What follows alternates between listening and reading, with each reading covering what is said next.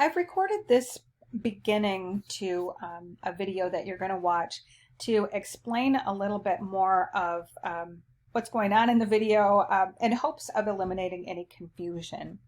Now, towards the end of the semester, I will be assigning a teaching demonstration assignment, and the details of that are forthcoming.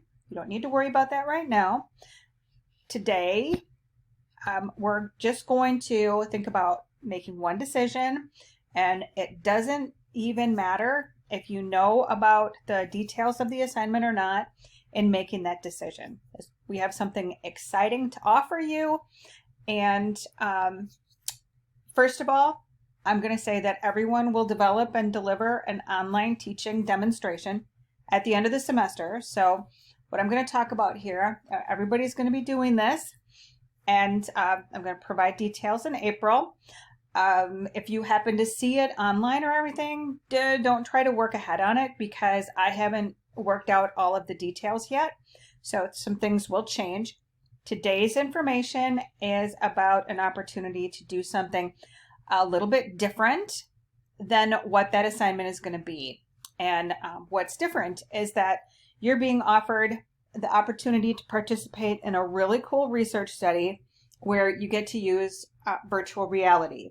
All the equipment and the training will be provided for you and all of that. And it's not going to require really that much for you to go out of your way to do it. What I'm trying to say is it's not going to be like a huge added burden to participate. So in the video that's attached here, the video explains the study, and it's explained by Dr. Jenny Peterson, who is the Department Chair for Educational Foundation, and describes what you need to do in order to participate, basically what you need to do to opt in, and identifies what you need to do to decline to participate. Everybody needs to either choose to participate or choose not to participate. So you have to do one or the other. So I want to give you a little bit of background here. The lead researcher in this project is John Spike, and he's the one that you've seen in our videos. He taught this course last semester, and I picked it up where he left off. And so I've used a lot of his videos, and he's the person who is leading the study. And so what you need to know is that the study involves, as I said, the use of virtual reality for teaching, and you're going to receive all the necessary equipment and training. You do not have to be on campus to participate. Any meetings that you might have would be online and at a mutually convenient time. It will be a substitute for the teaching demo that's assigned to the rest of the class, and I will be providing extra credit for your participation.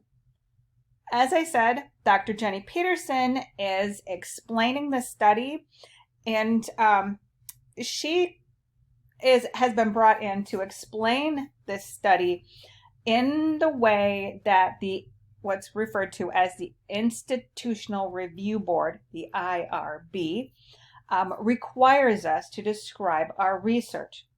The Institutional Review Board is an internal review of all of the research that we do to make sure that we're complying with all of the laws and ethical requirements for conducting research with human subjects. And since you're all humans, there are certain things that we have to do when we're describing our research. And so you'll hear things like risks and benefits and things like that. That's all, really what is technically required of us. So please try not to get intimidated by the formality of what Dr. Peterson is describing. The study itself is going to be with John Spike, and I need to tell you, John is fabulous. He's one of my absolute most favorite people. He is our technology director here in the College of Education, and I'm going to tell each and every one of you, getting to know John and having him be in your personal network would be hugely valuable for you. He is a guru of all things technology and innovative teaching.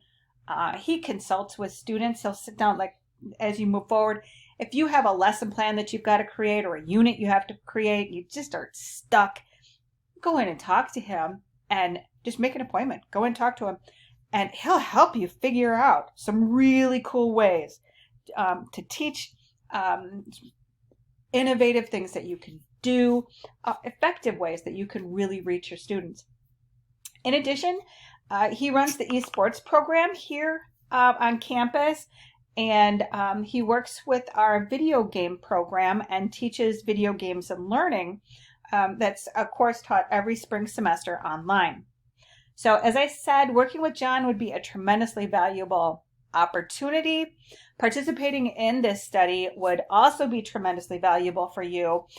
It's something that you would want to put on your resume, and it's something that you'd be able to use to demonstrate your experience with innovative technology, demonstrate your experience in exploring how to leverage new technology for classroom teaching, and as I said, you'll also receive extra credit. So let me turn it over to the official video, and I hope that this is helpful in explaining the study. And please make sure that you pay attention to the section where Dr. Peterson goes over how to opt in, or how to choose to participate, or how to opt out, to decline participation. Everybody needs to do one or the other.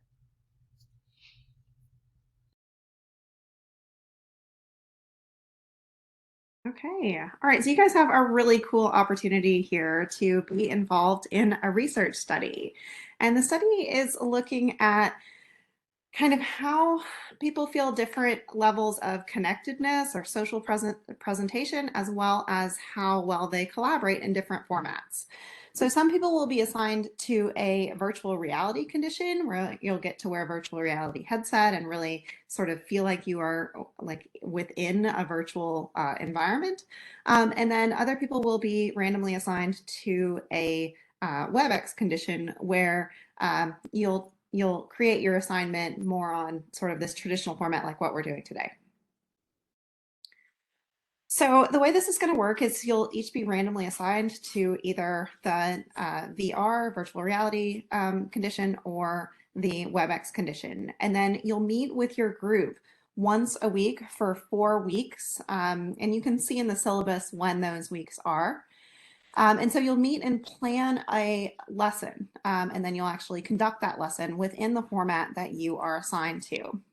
So after these 4 weeks, then you will be asked to fill out a couple surveys, one about social presence and one about collaboration after the study.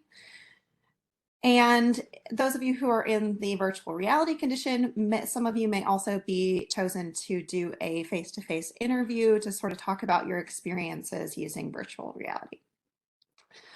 One thing I want to mention before we go on is that these assignments are really part of the course.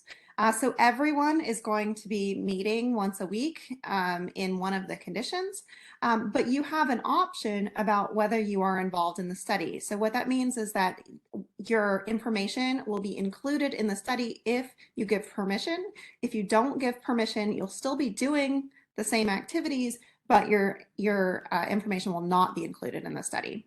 So everyone's going to be doing the same types of things. All right, there are some benefits to participating in the study for all of you doing these activities.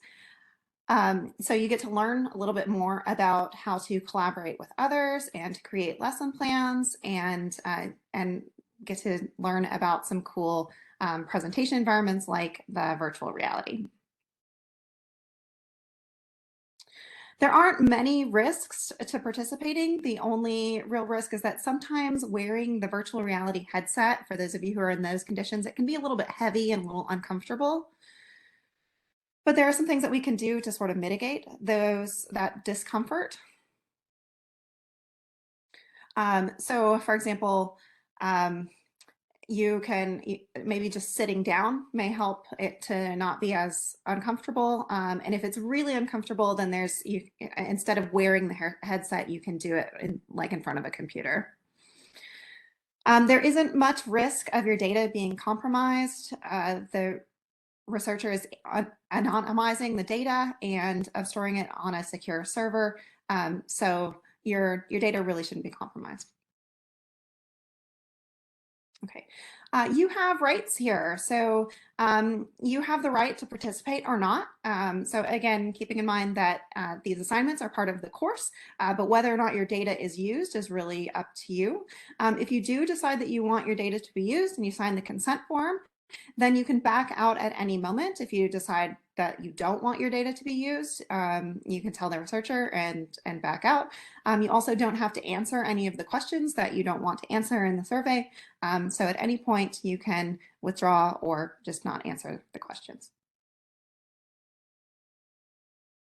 If you have any questions about the study or you want some more information, you can contact John. He's the principal investigator for this research study, or his faculty advisor, or the Office of Research and Compliance. And you guys have these slides, so you can go back to them at any point and look up the phone numbers or email addresses if you need them.